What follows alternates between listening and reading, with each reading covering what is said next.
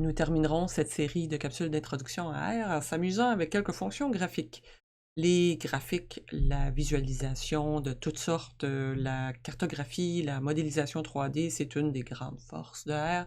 On va simplement s'initier ici au fonctionnement de deux principales fonctions graphiques de base qui sont disponibles, soit les fonctions natives et les fonctions du module ggplot2, très utilisé, tiré de Tidyverse. Nous aurons donc besoin des modules ggplot2, car, questionnaire, de notre base de données HDV, copié dans notre objet BD.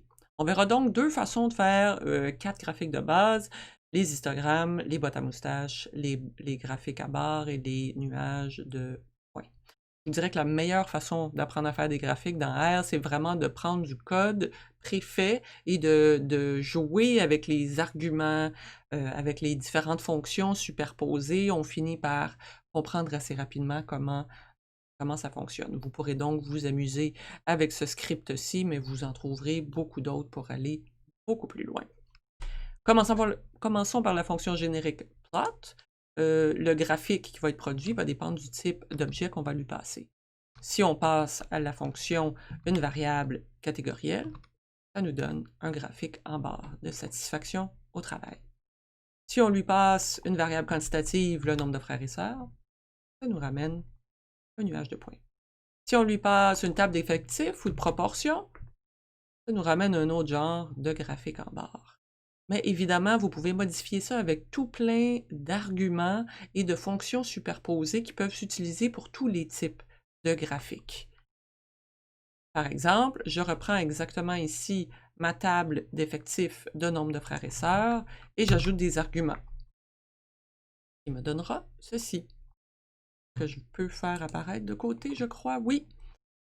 Alors, si on regarde, on voit que j'ai changé la couleur de ma ligne avec l'argument col. J'ai rajouté un titre avec main.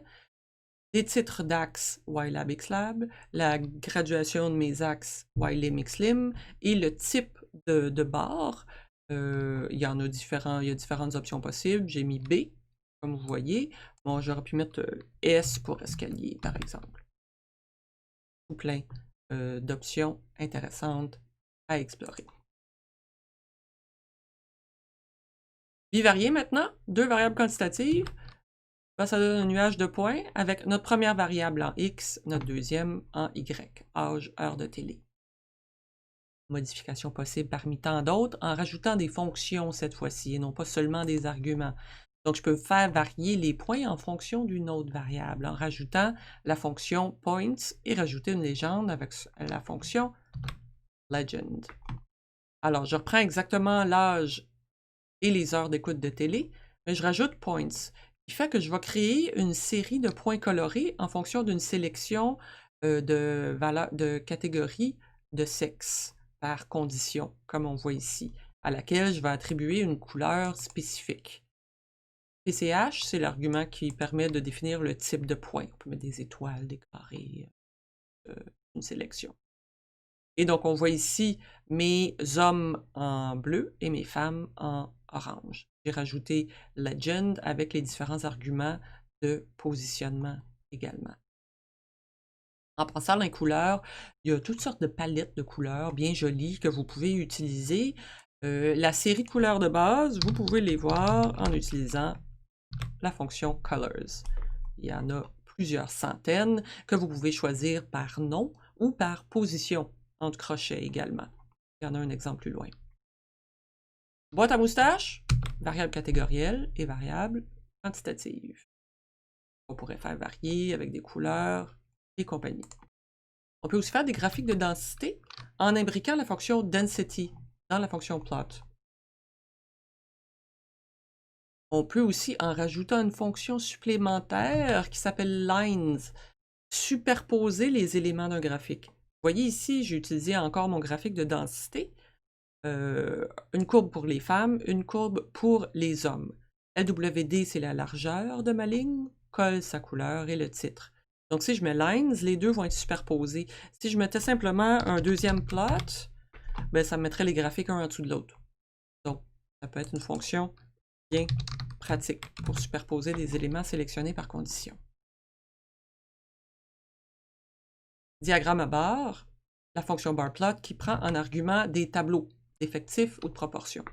Donc, je me crée ici avec la fonction table un tableau d'effectifs de satisfaction au travail et j'en fais un tableau de proportions avec ma fonction cprop. Je passe maintenant mon tableau d'effectifs à ma fonction barplot avec une légende, cette fois-ci en argument legend, avec mes différents niveaux de satisfaction au travail.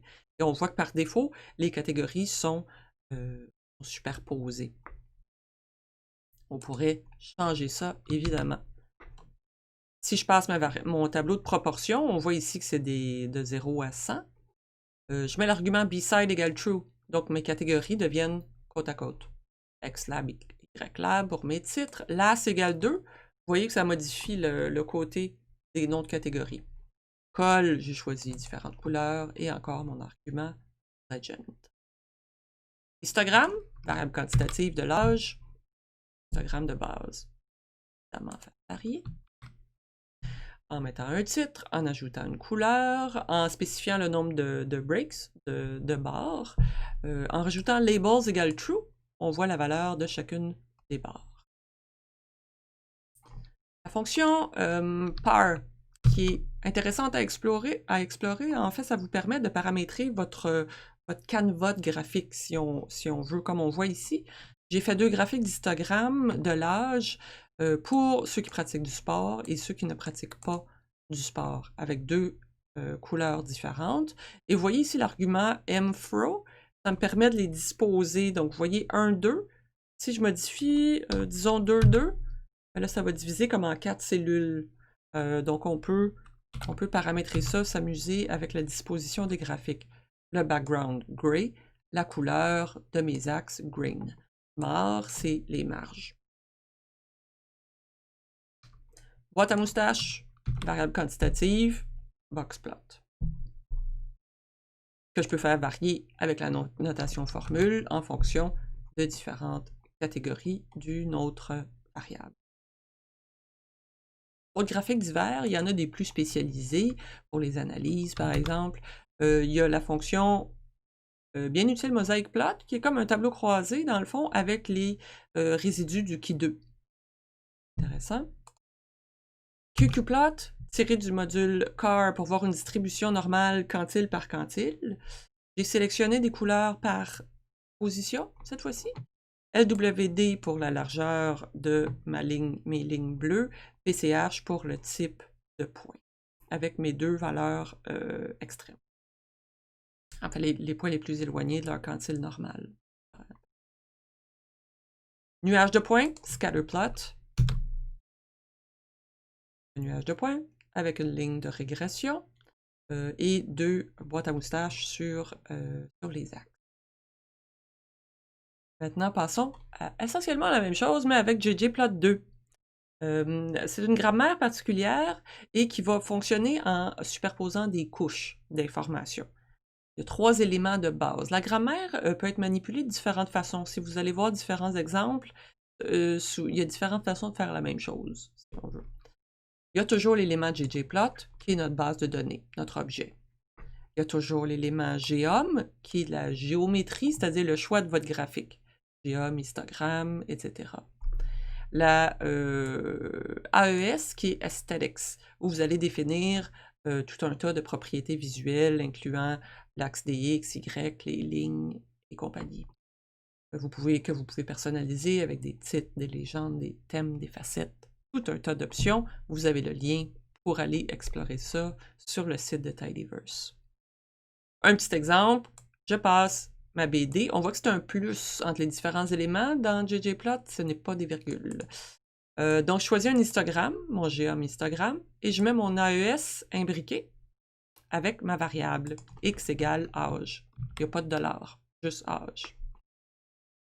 C'est un histogramme par défaut que je peux évidemment modifier en rajoutant un fil de couleur. Color white, la couleur entre mes différentes barres. Binwidth, la largeur. ggtitle pour un titre. Xlab, Ylab pour le titre des axes. Il y a différentes fonctionnalités propres à ggplot, dont le faceting, c'est-à-dire que ça va vous permettre de faire le même graphique en fonction de différentes catégories d'une autre variable. Donc, si je reprends exactement le même graphique, mais que je rajoute l'argument facetGrid avec le tilde sexe, on va avoir le même graphique en fonction du sexe. En fait, j'ai divisé mes breaks, mes barres de différentes façons, cette fois-ci en spécifiant des limites particulières.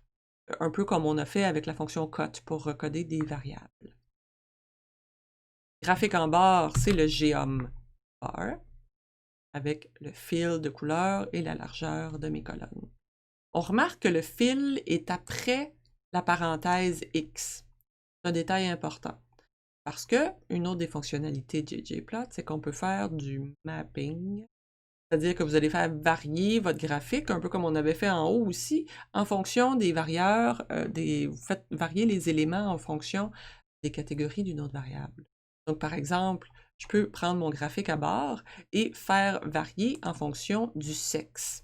Et donc, vous voyez, dans ce cas-ci, le fil est à l'intérieur de la parenthèse AES et non pas à l'extérieur, comme quand on veut choisir une couleur arbitraire. Alors, ça donne ceci. Et il y a trois arguments possibles. La position, donc fil sexe, c'est stack par défaut, donc superposé.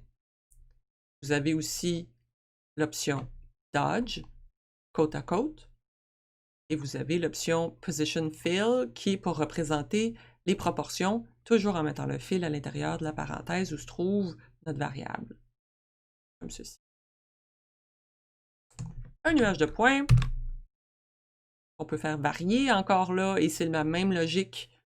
Mon âge en fonction du nombre de frères et sœurs, et je fais varier la couleur selon le sexe que je mets à l'intérieur de la parenthèse. Je peux faire varier les points. Dans ce cas-ci, la grosseur des points est à l'extérieur de la parenthèse, et le type de point également. J'ai choisi une autre palette de couleurs pour le plaisir qui s'appelle Scale Color Brewer, qui est assez jolie. Et j'ai modifié le thème de la position de légende. Vous voyez, elle est ici en bas, contrairement à ici à l'intérieur du graphique.